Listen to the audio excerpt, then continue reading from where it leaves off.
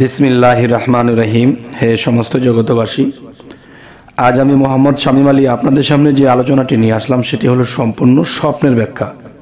এই স্বপ্নের ব্যাখ্যা যদি আমরা না বুঝি, না জানি, তাহলে আমাদের সামনের জীবনে অনেক কষ্টকর বিষয় হয়ে দাঁড়াবে।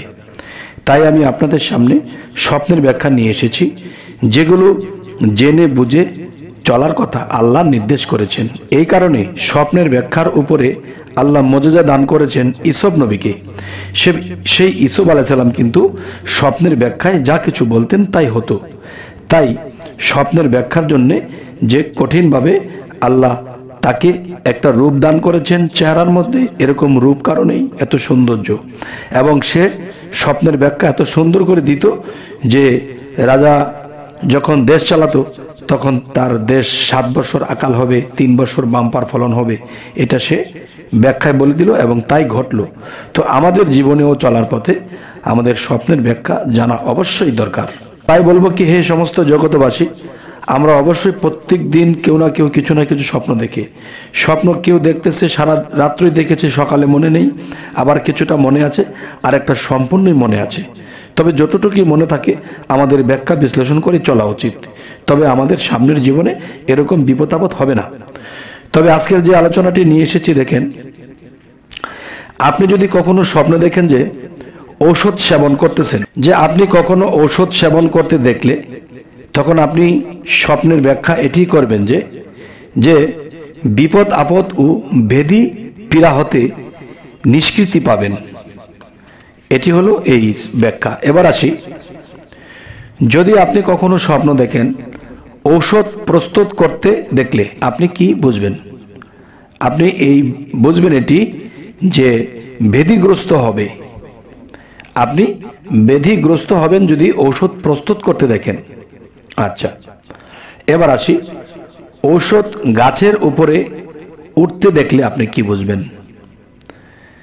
বিষয়টা আবার বলছি, ঔষধ গাছের উপরে উঠতে দেখলে আপনি কি বুঝবেন? এটি বুঝবেন দেশে সুখ আসবে এবং বিপদ আপদ দূরীভূত হবে। আলহামদুলিল্লাহ। এবার আসি, ঔষধের ফার্মেসি দেখলে আপনি কি বুঝবেন? আপনি এটি বুঝবেন যে কর্মোন্নতি লাভ হবে আপনার। আচ্ছা, এবার আসি যে কদম রাসূল সাল্লাল্লাহু আলাইহি সাল্লামকে দেখলে আপনি কি বুঝবেন? আপনি এটি বুঝবেন মক্কা ও মদিনা শরীফ জিয়ারতের ভাগ্য নসিব আপনার হবে। আলহামদুলিল্লাহ। এবার আসি, কসম করতে দেখলে আপনি কি বুঝবেন? আপনি যদি কোনো বিষয়ে কারো সাথে একটা কসম করতেছেন, তাহলে এটি স্বপ্নের ব্যাখ্যায় আপনার কি আসবে? এই ব্যাখ্যাটি আসবে রুজি রোজগার হ্রাস হবে, সন্তানের জন্য ভাবনা হবে। এই জিনিসটি আপনি বুঝে নেবেন। এবার আসি, কচ্ছপ দেখলে কি বুঝবেন? কচ্ছপ দেখলে আপনি বুঝবেন আলেম হবে অথবা আলেম দ্বারা উপকৃত হবে এবং ঐশ্বর্য বাড়বে। এবার আসি, আপনি যদি কখনো স্বপ্ন দেখেন কবুতর দেখলে আপনি কি বুঝবেন? এটির স্বপ্নের ব্যাখ্যা হবে ভালো গোলাম ও সুখবর লাভ হবে এবং ধনবান হবেন। এবার আসি, কর্পূর দেখলে আপনি কি বুঝবেন? কর্পূর দেখলে আপনি বুঝবেন আমানতদার ও বিধান হবে, আমানতদার বিধান হবে এবং বাণিজ্য উন্নতি লাভ করবেন। এবার আসি, কবর দেখলে আপনি কি বুঝবেন? আপনি চলার পথে বা এদিক সেদিক যাচ্ছেন বা নিজের এরিয়ার মধ্যে কবরস্থান আছে, আপনি তখন দেখতেছেন স্বপ্নে কবরস্থান। এটি স্বপ্ন দেখলে আপনি কি বুঝবেন? এটি দেখবেন দুঃখ সমাপ্তি হবে, আয়ু বৃদ্ধি পাবে। রুগ্ন ব্যক্তি দেখলে মৃত্যু হওয়ার সম্ভাবনা আছে। এবার আসি, কবর খনন করতে দেখলে আপনি কি বুঝবেন? কবর খনন করতে দেখলে আপনি এটিই বুঝবেন নতুন গৃহ নির্মাণ করবে।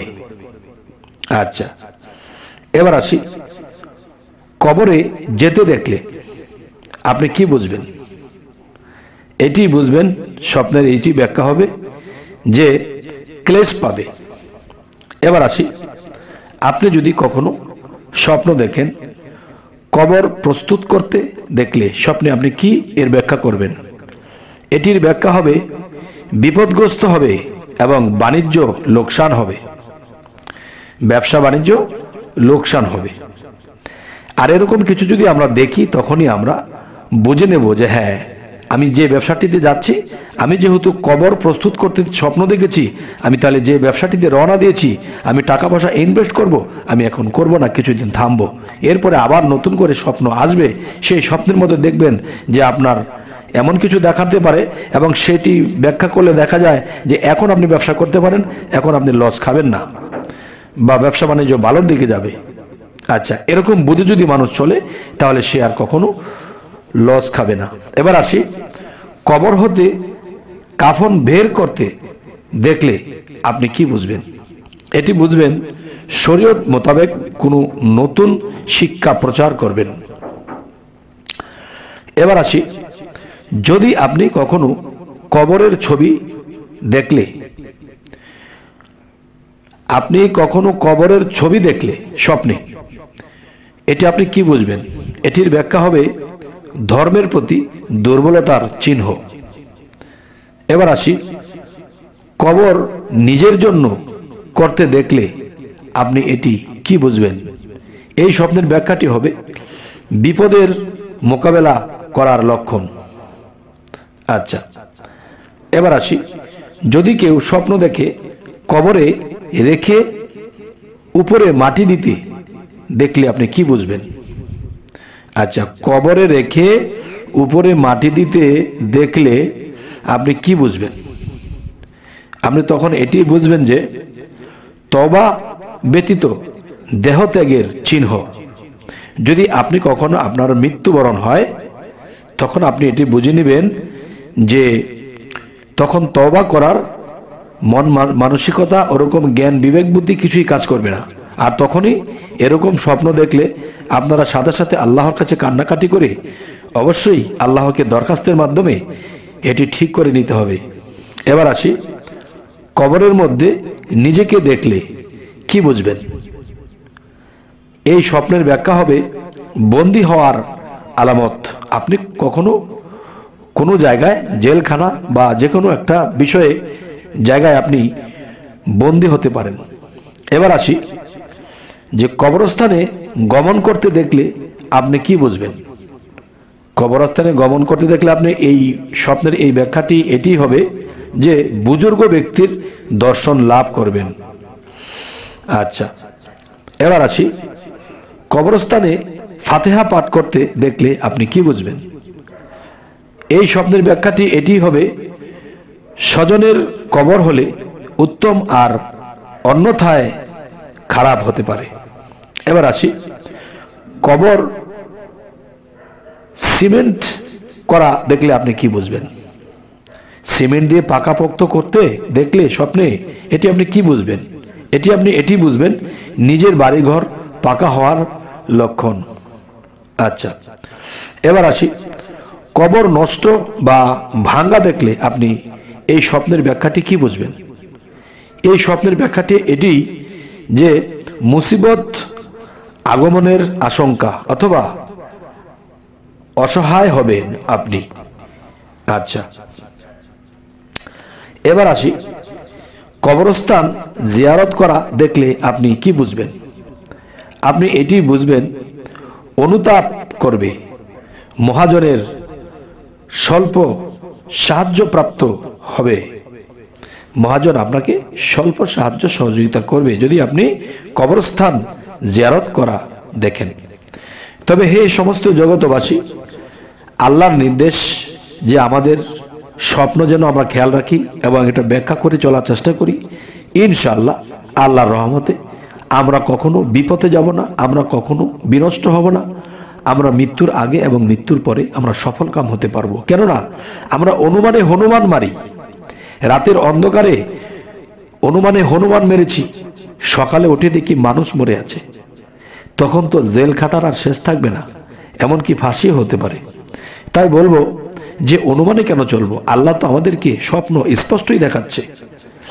আচ্ছা, তাহলে এটা বুঝে যদি আমরা চলি, আমরা ইহকাল পরকাল কখনোই আমরা ধরা খাবো না। যেমন মনে করেন একটি স্বপ্ন আপনি দেখেছেন, কালকে এমুক জায়গাতে যাবেন, সেখানে আপনি 50,000 টাকা ইনভেস্ট করবেন বা 50,000 টাকা জমা দিবেন।